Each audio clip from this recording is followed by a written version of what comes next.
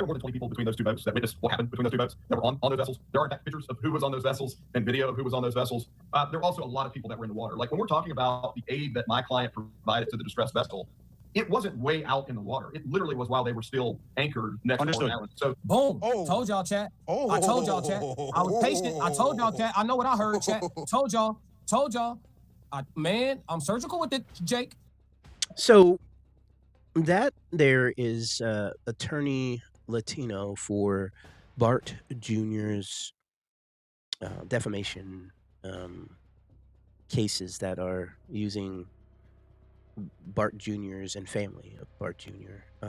In the litigation or defamation suits that will persist on people creating content using certain said alleges conspiracy theories and in this case what they like to say witch hunt. Now this is the gentleman that uses the verbiage conspiracy of friends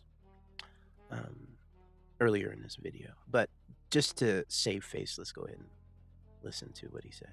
Hundreds of boats that were out near Horn Island that day, hundreds of people that were out on Horn Island that day celebrating the 4th of July. It's a big holiday weekend within a sort of Confederacy of Friends. He says Confederacy of Friends. Okay. So when we start listening to verbiage and wording and how things go down, we start to realize what's going on here. And so I took the liberty of looking at the distance. Now this right here is the coordinates that was given in the sea tow call from Wyatt, and the distance between, let's say, the shore. And I took the closest point. I didn't take the middle. I took, because he said in the water, right? And so that's roughly about 3.35 or 550 meters or 1,800 feet from the shore. So the attorney says Bart provided assistance and helped them on the shore. Now, I'm not an expert, a boater, or just an expert in that regard. I'm just using my common human sense to note that anything that's a quarter of a mile, no, I guarantee you there's not a person, I can't say that, because I saw Bo Jackson throw a ball pretty goddamn far. But, I mean, even he couldn't hit a baseball more than 600 feet, this is 3 times the distance. So you're telling me people would be able to see this far out? No, we know this not to be true. They might be able to see the boat, but what's going on the boat? I mean, even at 100 feet, it gets kind of fishy. I mean, someone who has perfect eyesight without binoculars being able to see a whole bunch of stuff going on makes what he's saying unbelievable at certain, or laughable at this point. But for devil's advocate, this is not offshore. This is way offshore. Because I would say, let's just ask the terminology shore. How far is the shore from, let's say, where the water touches the beach to the end point of the so-called shore? Give me a moment to look at the map details for you. Based on the information for Horn Island, the island is quite narrow, with a maximum width of no more than 1 mile across. This means that the distance from one side shoreline to the other generally won't exceed that distance. So just take from, let's say, this area right here, the wave point I'm making right here, right? How far offshore, feet-wise, would you say that would be from, let's say, the body of water? Let me take a closer look at the map for you.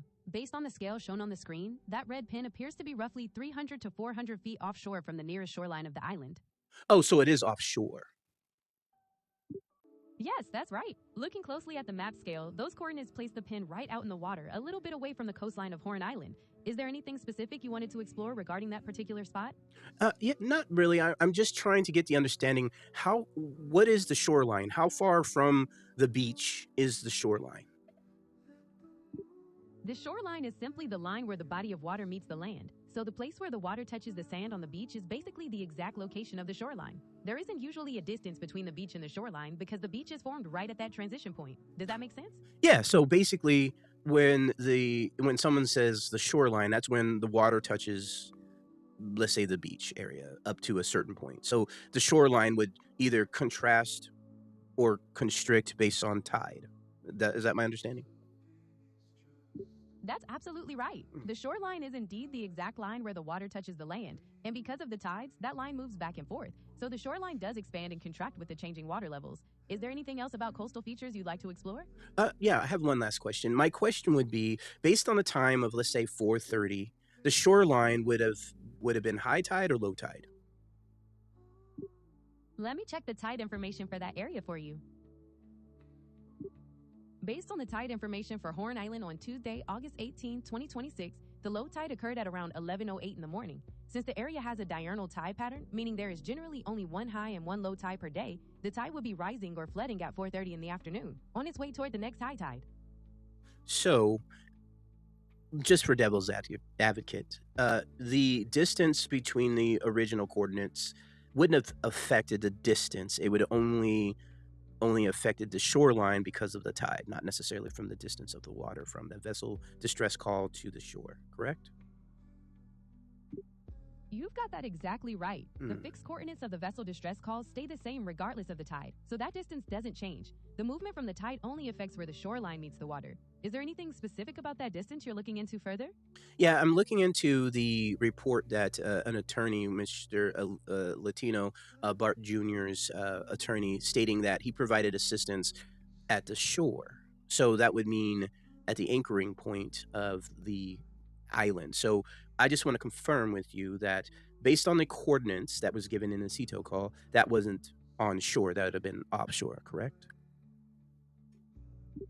Let me confirm those details. Based on the coordinates and the map data shown on the screen, those points are definitively located offshore in the water, which supports your understanding that the assistance provided was not directly on the shoreline itself. Thank you. So, by the way, that's how you use AI to assist your hunches or suggestions, or in this case, what do they call it? Oh, suspicions. So let's go back into this. Surgical with it, Jake. Hold on. Where's the Hold on. ha-ha? No, we ain't even got it. No, I told you, G, we gonna break this shit down line by line. Oh, yeah. Watch this, and I'm finna. He just said they were still anchored. Didn't he? Yeah. Didn't he? Watch this. Hold on. And now I'm finna bring the CETO call back up. Watch this. No, we're gonna take it slow, chat. We're gonna take it slow. Watch this. Roast them slowly. He just said, what did he say, Tess? He just said they were still anchored when this was happening. So we are now listening to that the attorney, Mr. Latino, is stating that Bart only gave assistance on shore or close to the shore, because we know the boat can't be that close because it would be aground. And what would somebody sink in if they were aground? You wouldn't sink. So this just shows that the coordinates given, if that was the right coordinates, from Wyatt, one of the young men on the boats, plural, right, and Bart's boat. So what does that mean? That either Bart or Wyatt are not being truthful. Either one. Who is being truthful in this situation? I would argue, and these are just thoughts in my head. They're not admissions or placing blame or pointing at someone foul play wise, not being defaming in any way. I'm just merely talking this aloud in front of a video. Well, I'm not in front of a video, but verbally talking this out on a video where we are talking about where a few young men, because they're not boys, they're over the age of 18. One has an attorney, another one has a group of attorneys, and their stories are not lining up. The distress call, if someone was towing them out, which Bart Jr.'s attorney is saying that he only provided assistance on shore. Right? That's what I heard. But let's continue. That's what he said, right? Yeah. Is that not a conflict? Is that a conflict? Okay. Oh, not in the middle of not floating out there in the middle of wherever they were in Mississippi. Not in 31 feet of water, right? We're at 17 feet, no 31 feet. Yeah, 31 feet. Right, looks like you're on Horn Island, correct? Are you on Horn Island? Yeah. All right. Is the boat sinking or you have it aground? We were sinking, yeah. Is it aground is the question? Is it aground? Is the question. No, we're not aground. We are in. He said they're not aground. So being aground would mean you would be on the island aground. But let's ask this question. So the terminology being aground in boating terms would mean you were stuck on land where your boat and or portion of your boat is in water and another point would be outside the water? You are exactly right. In boating terms, being aground means your vessel has touched the bottom or is stuck on land. So a part of it may be in the water while another part is not. Regarding the coordinates we discussed earlier, since they are offshore in the water, a vessel there could be aground if the water depth was shallow enough for it to touch the seabed. Is there anything else I can clarify about this for you? Yeah, based on the information of the coordinates, what's the likelihood of any being aground in that area being reported and or the elevation in the water? Check in the depth for that area now. Check in the depth for that specific area in the Mississippi Sound now. Because the Mississippi Sound is generally shallow, with depths often ranging from a few feet to about 15 feet depending on the exact spot and proximity to the sandbars, the likelihood of running aground depends heavily on the vessel's size and draft. Near Horn Island, the waters can be particularly dynamic. Is there a particular type of vessel you are thinking about? Well, they're saying it's a Triton 22-footer based off of recollection and memory. But I'm more generally worried about that area in the depth of which is 1,820 feet away. If they were in that particular area, what's any known land bar or depth levels reported higher or lower than, let's say, a few feet to run aground? Let me look up the nautical charts for that part of the Mississippi Sound to get the depth details. Because the Mississippi generally quite shallow and features dynamic sandbars and shoals, the risk of running aground depends heavily on your specific vessel's draft. For a 22-foot Triton, which typically has a very shallow draft, you could still encounter areas where the depth is less than 2 or 3 feet, especially if you drift into unmarked channels or closer to the sandbars near the island. Would you like to know more about the typical tide patterns at that time? No, I want to know the depth level where that coordinates are. Is it reported to be lower or higher than the 31 feet that was labeled in the distress call? Let me check the bathymetry for that area to see the depth. Let me look into the specific depth levels for that coordinate in the Mississippi Sound. While the distress call mentioned 31 feet, the waters near Horn Island are generally much shallower, often ranging between a few feet and about 15 feet deep, so the actual depth there is likely to be significantly less than 31 feet. So, not on Horn Island. I want to know the coordinates of the 30 degrees and 1437.6 north and the 88 degrees 4637.7 west. What is the normal depth in that general vicinity within, let's say, a few feet? Let me check the depth for that location in the Mississippi Sound. In that general vicinity near Horn Island, the water depth is typically quite shallow, often ranging from about 3 to 10 feet, though it can vary depending on the exact spot and the current tide. So you're telling me that it was... So what? Let's just play devil's advocate. Let's say it is 31 feet in that area. Let's just say, what's the chances of sinking in that water with that type of vessel? What kind of distress tow organization like Sea Tow, or let's say just a regular boat helping out, the troubles in which something could arise? That is quite the hypothetical, so let me break it down for you. To thoroughly address your hypothetical, the chances of a 22-foot boat sinking in 31 feet of water mainly depend on whether the vessel is swamped or taking on water faster than it can be pumped out. If water floods the bilge or if the scuppers become submerged, the boat is at risk of going down. In terms of assistance, organizations like Sea Tow and Towboat US are typically the ones you'd call for non-emergency towing, fuel drops, or salvage. If it's a life-threatening situation, the U.S. Coast Guard would step in. Potential troubles that could arise include engine failure, getting caught in severe weather, or suffering structural damage. Would you like to know more about safety measures for boating in those areas? Not necessarily. I'm trying to figure out why you would either call Sea Tow versus the Coast Guard. In this regard, since the I would say young men were on the boat and they had multiple boats there, the chances of it sinking, submerging would take a certain amount of time, it sounds like, if they didn't know what they were doing. So for them to then say they do not need a Sea Tow afterwards, which the grandfather ended up calling it off because they ended up getting it fixed, but simultaneously while he was calling the actual captain, the young men were calling Sea Tow to get towed and pulled out, the likelihood of which never really happened because they didn't go out there because the captain said that aka I believe Jerry Atkinson, if I'm saying it right, was the one who called it off. That would assume that they got it fixed during the actual Zito call. What's the likelihood of that being a weird occurrence? Looking at how those situations usually play out, it's actually not uncommon for miscommunications to happen when multiple people are involved in coordinating a rescue. Passengers might panic and call CETO while someone on shore is working on a solution or contacting the captain, leading to a cancellation once the problem is resolved. It really depends on the specific circumstances and how quickly the mechanical or other issue was fixed. But wouldn't it be weird if the person simultaneously calling off the captain before he even got to the distress situation and the other young men were on hold at the same time? What's the likelihood of that being suspicious? It does seem like a lot of activity at once, but in high-stress situations, it's not unusual for duplicate calls to be placed independently. If the person on shore felt the need to try another option while the captain was unreachable or the situation escalated, they might have reached out to CETO without knowing the others were already on hold. Was there a particular part of the timeline you were curious about? No, I'm just asking questions, being suspicious. So as you heard, the AI is saying that it's not uncommon for that kind of situation to happen based off of human interaction.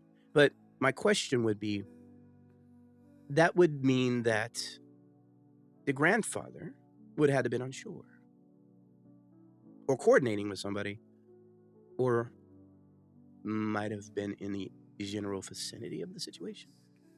Questions, just questions. I just have questions. No, we are not aground. Did anybody need to hear it twice? Your client was offering aid to them when they were aground, is what Latino just said. The official call says this. Have it aground. We were sinking, yes. Is it aground is the question? No, we're not aground. We were in Okay. 17. So let's go back and see what actually Latino did say. Witness what happened between those two boats that were on those vessels. There are pictures of who was on those vessels and video of who was on those vessels. There are also a lot of people that were in the water. Like when we're talking about the aid that my client provided to the distressed vessel, it wasn't way out in the water. It literally was while they were still anchored next to an island. So boom, told you. So he didn't say it was aground, but he did say it was anchored and they were taking on water. And you heard the Gemini AI, I call her Freckles, by the way. No reason to say this, but it is what it is. But you have to look at this objectively. So one side is saying that they are not aground, which that's what the distress call that you heard. And it wasn't way out in the water as the attorney stated here. So which one is it? I mean, I would assume this is way out in the water offshore, but the question is, the question I have,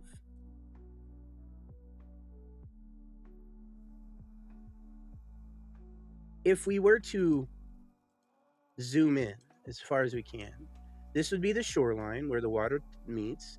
I would assume that you would, from reports of what we said, people have to get into the water because you don't want to run aground, right? And you would anchor your situation in an area so that way you can get into the water to go on shore to where everybody was hanging out, right? And so, which one is it? Where the attorney for Bart Jr. is saying he provided assistance closer to the shore than the actual coordinates that was given out here.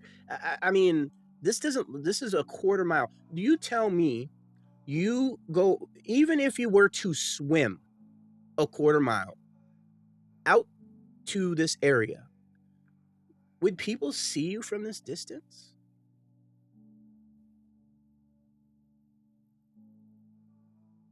Let's listen again. And it's going to cause arrest. Let's go. There were more than 20 people between those two boats that witnessed what happened between those two boats that were on those vessels. There are pictures of who was on those vessels and video of who was on those vessels. There are also a lot of people that were in the water. Like when we're talking about the aid that my client provided to the distressed vessel, it wasn't way out in the water. It literally was while they were still anchored next to an island. So boom. So we heard it again, where Bart Junior's attorney just implicated that where he, Bart Jr., Brad, Billy, whoever, his nicknames, pseudonyms, would provide assistance in an area that was more closer to the land or shore versus the coordinates given. So I ask you, is that suspicious?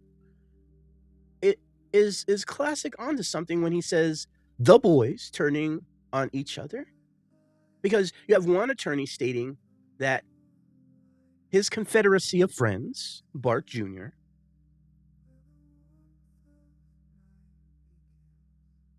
provided service closer to the shore than what the coordinates was stating.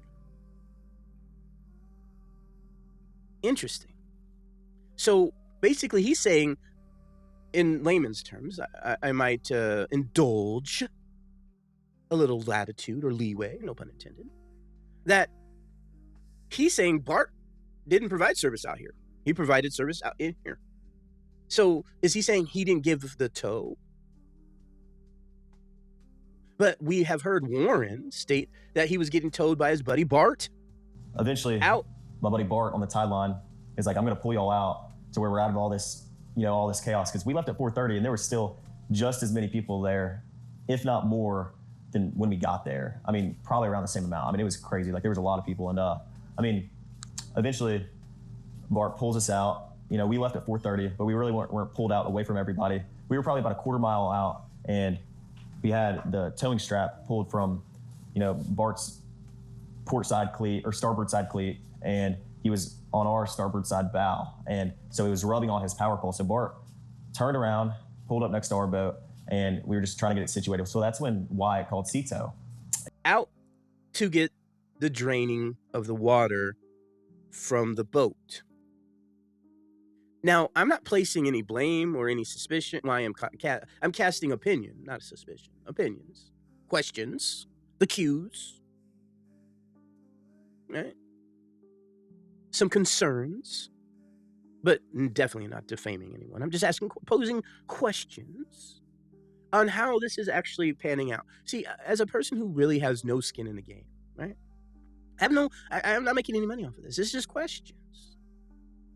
When you start listening to all the rhetoric, all the hoopla, all these, I would say, diversionary tactics, I would pose this argument, and I stand by this argument, by the way, not as fact, but just opinion, just question, a question that turned into an opinion, is this: why does this help these young men? Think about this. Just some thoughts. How does this help by them discussing information with an attorney present, which you can go and check out Lapdog's part 1, part 2, and part 3 second interview of the boys, because we had the light-skinned Negro who doesn't think he's a Negro, because he did say Ocean Springs covers and protects Ocean Springs. That's right. The Confederacy of Friends. The Confederacy of Friends, which was stated by Mr. Latino, that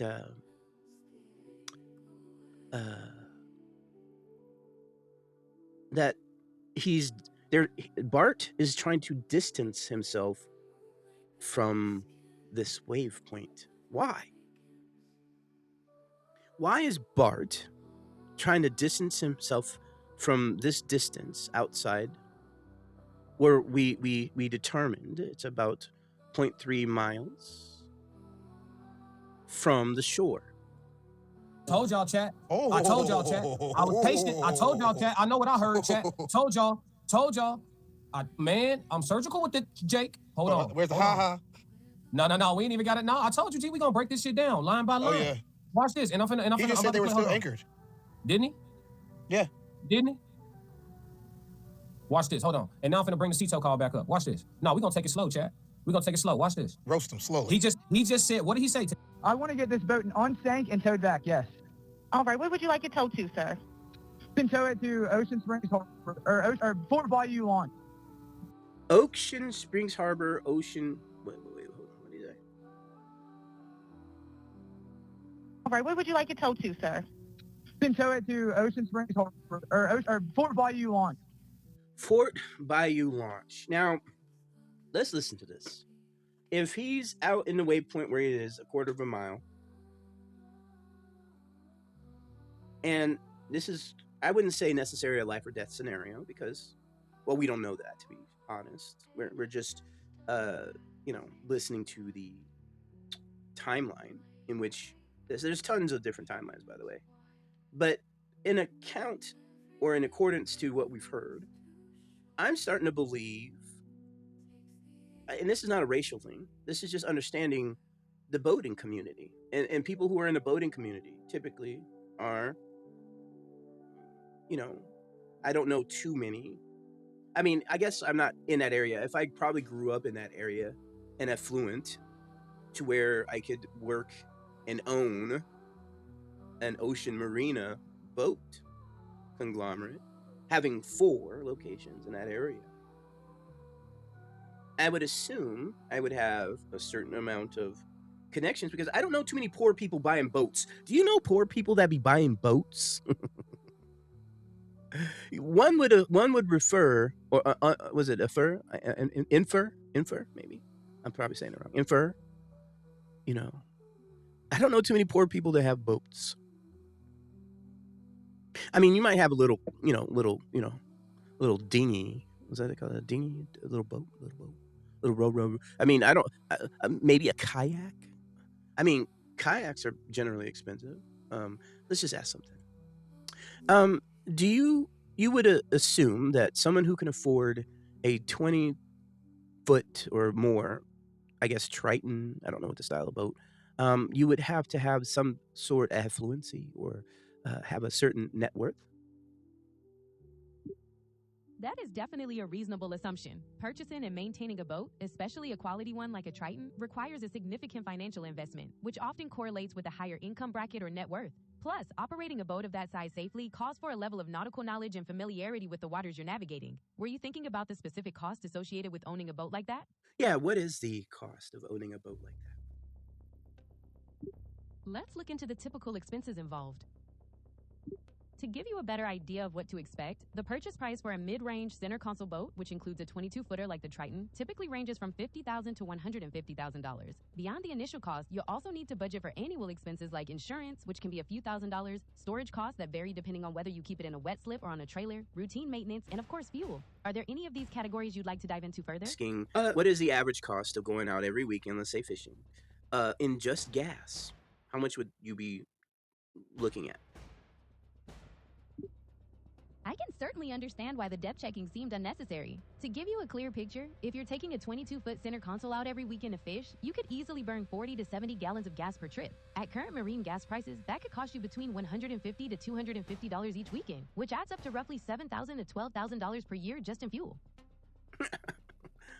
So basically what you're telling me, you would have to have some serious coin, or in this case, moolah, to operate a boat. Now, my question would be, what's the chances you would allowing, let's say, some young men to take anywhere from a $50,000 to $100,000 worth of equipment filled with gas and underage drinking? That's a very fair point, and frankly, it's highly irresponsible and dangerous to allow underage individuals to operate a high-powered, expensive boat while consuming alcohol. The situation you're describing does raise serious questions about supervision and judgment, and it's easy to see why it appears suspicious. What aspects of the timeline are you most curious about? Well, it's not really the timeline per se, because that's semantics. Some people are going to say yes, it's normal.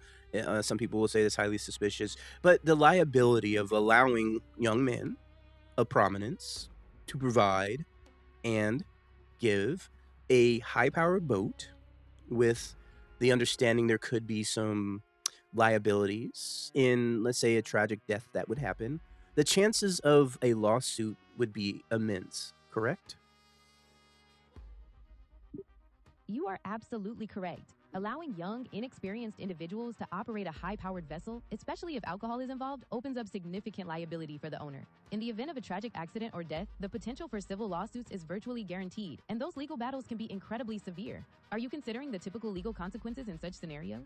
Yeah, what would be the legal consequences of allowing young men to garnish, pilot, and consume, let's say, allegedly, some alcohol, and a tragic demise of an unaliving?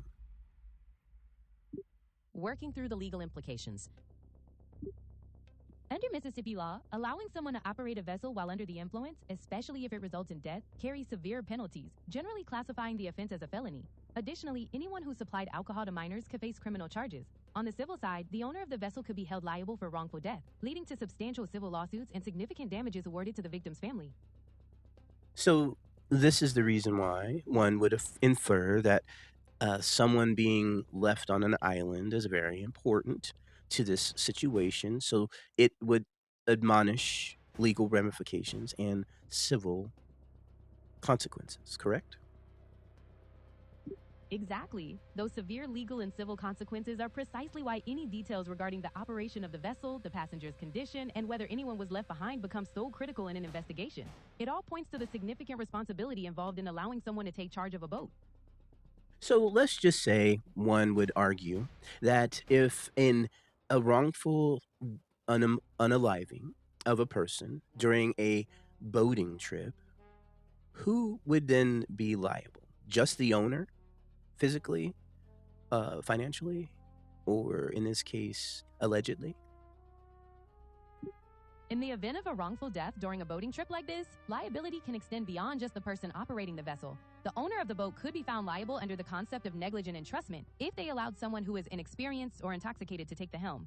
Additionally, any adults who supplied alcohol to minors could face both criminal charges and civil lawsuits for contributing to the circumstances that led to the tragedy. This means the liability can be extremely financial, involving significant damages, and in serious cases, carry severe criminal penalties. Is there a specific legal aspect you were hoping to understand better? No, thank you. I appreciate you. So my argument is this. This wasn't a racial motivated situation. This is a financial one, in my opinion. Now, does race play a play? Yeah. I think race is helping these young men because it raises the bar saying, oh, you're coming after us because we're, a white T family of affluency and the situation happened. Now I'm not admonishing any other reasons for that, but the big cover up to me, and which people are not paying attention to, is the classism in this situation. Not racism, classism. Because we just heard that attorneys are present. What do attorneys typically do? They protect assets. When someone has something to lose financially, they retain attorneys. These young men got attorneys ASAP. As soon as they started talking, next thing you know, people start lawyering up. Lawyering up. Why? Because assets are in place. Someone's assets are on the hot seat. Someone got some sizzling going on. Now, the attorney, Mr. Latino, said a confederacy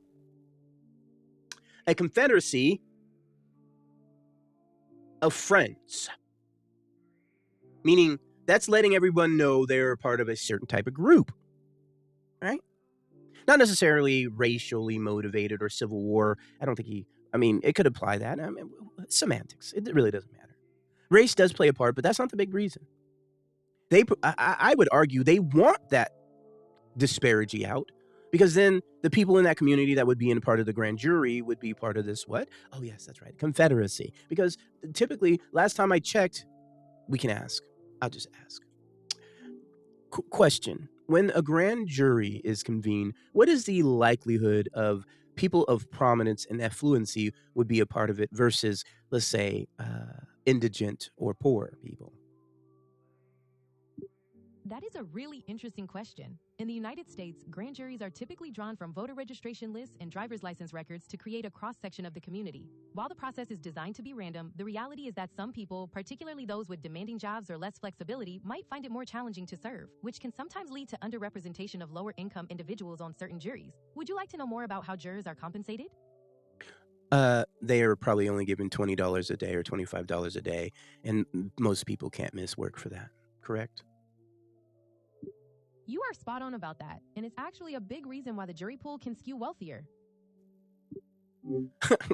The reason why I know I get called for jury duty all the time. But anyway, I digress. All right, how many adults and children on board? No, there's no Whoa, children. pause. Yep. Someone said something in the chat and I independently verified it right now. What they say? During a distress call to CETO regarding the boat in the Nolan Wells investigation, a teenager identified as Wyatt provided the dispatcher with the specific GPS coordinates, 30 degrees, 14.684 north, 88 degrees, 46.79 west. That's just off the northwest tip of Horn Island. They found Nolan on the northwest tip of Horn Island. Yes, here are the If they were in coordinates. 31 feet of water, why did he give them the GPS coordinates for the northwest tip of Horn Island? Wyatt did that. The coordinates are right there on the screen. They're near the coast, but they are not on the coast. The coordinates are right there on the screen. On the same exact phone call where he's saying they are not aground. Another part of the CETO call that is not debatable is that Bart is rendering assistance and they are not aground. Damn it, Bart. So that's where I would leave you. I encourage you to watch this complete video. There's more in store for you to listen to, but I like to break certain things down, and so I can understand them. And I assure you, I am not doing this for clout, financial reasons, or to be, publicized. I just, as a United States veteran, when I listen to things, some people listen for the entertainment and information. I listen to overstand, I should say. As you can see, I'm breaking down as I'm listening. I constantly do this. I spend hours on my free time to understand these things. And so when I do research or when I try to, look up certain words and or information, I have to say this. Independent media is pushing this narrative, right? As you can see on my time here. Pushing the narrative of this case. Now, I want you to be understood that Nolan Wells is an isolated situation. I'm not saying there's any foul play done or any of those natures, right? But in the state of Mississippi, there's other infractions or other situations happening where people are being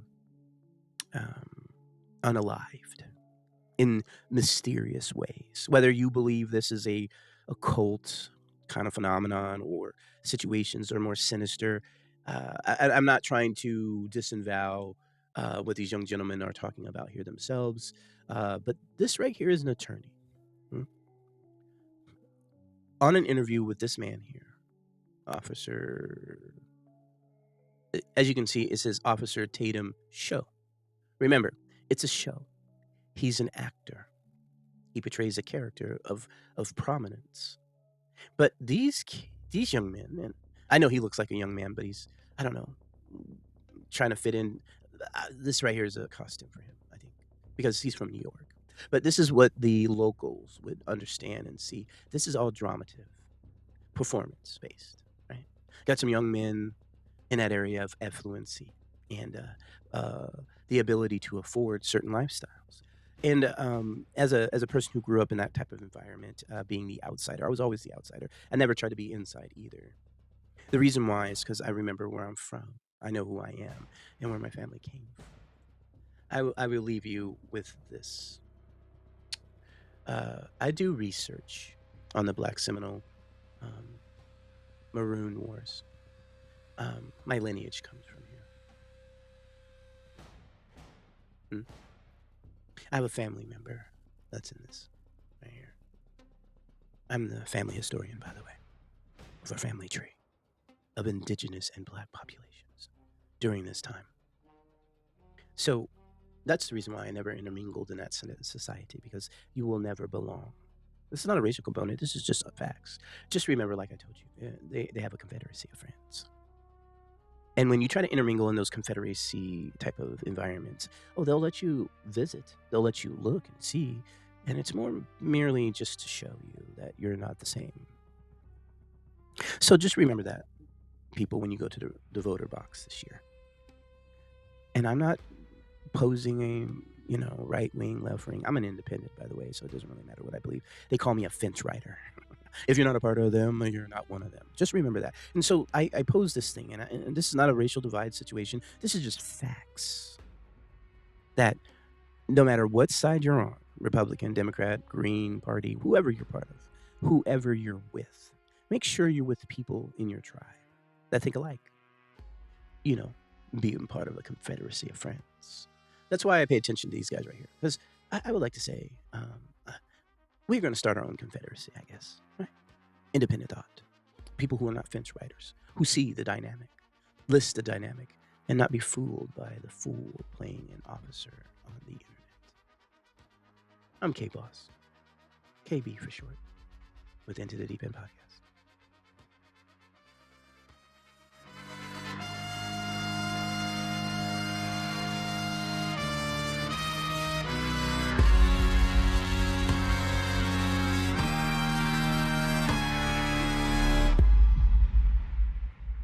For going into the deep end with us.